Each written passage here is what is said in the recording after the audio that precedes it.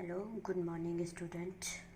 आज मैं आपको अर्थशास्त्र में पार्ट 2 भारतीय अर्थव्यवस्था के चित्रक पढ़ाएंगे।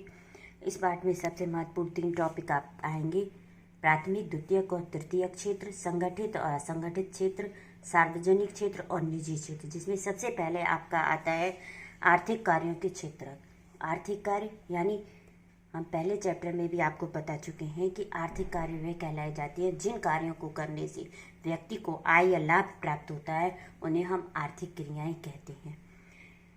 कुछ महत्वपूर्ण मापदंडों के आधार पर इन्हें हम विभिन्न समूह में वर्गीकृत किया जाता है।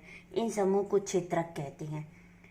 उद्देश्य और किसी महत्वपूर्ण मापदंड के आधार पर इन्हें अनेक तरीकों से वर्गीकृत किया जाता है। जैसे कि हमने पहले भी बता चुके हैं कि इन्हें 3 क्षेत्रों में विभाजित किया जाता है: प्राथमिक, द्वितीयक और तृतीयक क्षेत्र, संगठित और असंगठित क्षेत्र, और सार्वजनिक और निजी क्षेत्र। जिसमें सबसे पहले आपका आता है आर्थिक कार्यों के क्षेत्र, जिसमें सबसे पहला आता है आपका प्राथमिक क्षेत्र। जब हम प्राकृतिक संसाधनों का उपयोग किसी वस्तु का उत्पादन करते हैं तो उसे प्राथमिक क्षेत्र कहते हैं। जैसे कृषि है, खनन है, डेयरी है, मत्स्य पालन है, वन है आदि। यानी जब हम प्रकृति द्वारा प्राप्त निःशुल्क वस्तुओं का उपयोग करके किसी वस्तु का निर्माण करते हैं या उत्पादन करते हैं तो वो प्राथमिक क्षेत्र के अंतर्गत आती है। जैसे भूमि, जल, वायु, मिट्टी का प्रयोग करके हम कृषि द्वारा खाद्यान्न पैदा करते हैं। खनन, पृथ्वी को खोदकर खनन प्रक्रिया द्वारा हम विभिन्न प्रकार के खनिज पदार्थ प्राप्त करते हैं।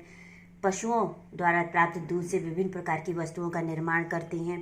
तो ये सारे आपके प्राथमिक क्षेत्र के अंतर्गत आ जाती, क्योंकि ये प्रकृति द्वारा प्राप्त की गई वस्तुओं का उपयोग करके हम करते हैं, इसीलिए हम प्राथमिक क्षेत्र कहते हैं।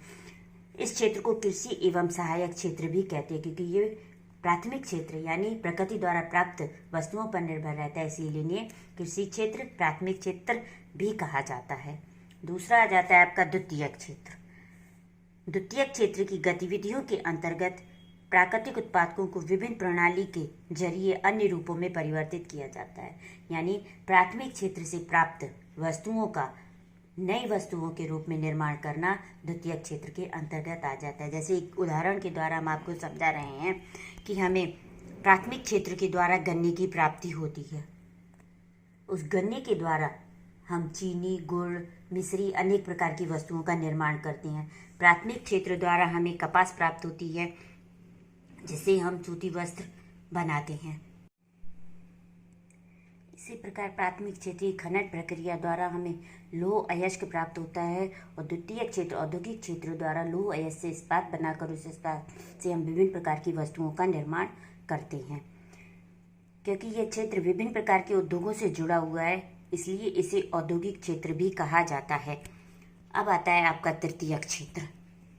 तृतीयक क्षेत्र भी की गतिविधियां प्राथमिक और द्वितीयक क्षेत्र के विकास में मदद करती हैं। ये स्वतः वस्तुओं का उत्पादन नहीं करती हैं, अर्थात तृतीयक क्षेत्र में लगे हुए व्यक्ति किसी वस्तु का निर्माण नहीं करते हैं, बल्कि ये प्राथमिक और द्वितीयक क्षेत्र में अपना सहयोग प्रदान करते हैं या अपनी सेवाएं प्रदान करते हैं। जैसे परिवहन, संचार, बैंकिंग सुविधाएं। जैसे परिवहन हम आप उदाहरण बताते हैं कि प्राथमिक क्षेत्र में गन्ने का उत्पादन द्वारा द्वितीयक क्षेत्र औद्योगिक क्षेत्रों में गन्ने को ले जाना और उस गन्ने से चीनी और मिश्री गुड़ का बनने के बाद मार्केट में उसको लाना, ये परिवहन का कार्य होता है। तो ये परिवहन इनको प्राथमिक और द्वितीयक क्षेत्र को अपनी सेवाएं प्रदान करते हैं। ये किसी वस्तु का निर्माण स्वतः किसी वस्तु का निर्माण नहीं करते हैं, बल्कि प्राथमिक और द्वितीयक क्षेत्र में अपना सहयोग प्रदान करते हैं। ये गतिविधियां वस्तुओं के बजाय सेवाओं का सृजन करती हैं, इसलिए इसे सेवा क्षेत्रक भी कहते हैं। यानी ये किसी वस्तु का निर्माण ना करके इन्हें अपनी सेवाएं प्रदान करते हैं, इसीलिए इन्हें सेवा क्षेत्रक भी कहते हैं। इसके अतिरिक्त शिक्षक, डॉक्टर, इंटरनेट, नाई भी आपके तृतीयक सेवाओं के अंतर्गत आ जाते हैं। यानी जो भी कार्य हम सेवा के द्वारा करते हैं या अपनी सेवाएं प्रदान करते हैं, पर्टिकुलर किसी वस्तु का निर्माण नहीं करते हैं, हम कार्य करते हैं लेकिन उस कार्य को हम एक सेवा के रूप में प्रदान करते हैं, वो आपका तृतीयक क्षेत्र के अंतर्गत आता है। आधुनिक युग में तृतीयक क्षेत्र सबसे तीव्र गति से विकसित हो रहा है। इसके कई कारण हैं। सबसे पहला है तृतीयक सेवाओं के प्रबंधन की जिम्मेदारी जो है सरकार उठाती है। दूसरा है प्राथमिक और द्वितीयक क्षेत्रों के विकास में सेवाओं की मांग में वृद्धि हुई है। यानी प्राथमिक और द्वितीयक क्षेत्र में जो विकास हो रहा है उसके कारण तृतीयक क्षेत्र की में भी वृद्धि हुई है। संचार और सूचना के विकास की भी तृतीय क्षेत्र में बढ़ावा का सबसे बड़ा कारण है। अब आता है आपका जीडीपी। भारत का लगभग 60% जनसंख्या प्राथमिक क्षेत्र में कार्यरत है, परंतु जीडीपी में योगदान बहुत कम है। यानी प्राथमिक क्षेत्र का जीडीपी में योगदान 1/4% है, जबकि द्वितीयक एवं तृतीयक क्षेत्र का 3/4% है। इसका कारण है प्रच्छन्न बेरोजगारी या अल्प बेरोजगारी या अदृश्य बेरोजगारी। ये एक ही नाम है। अदृश्य बेरोजगारी किसे कहते हैं?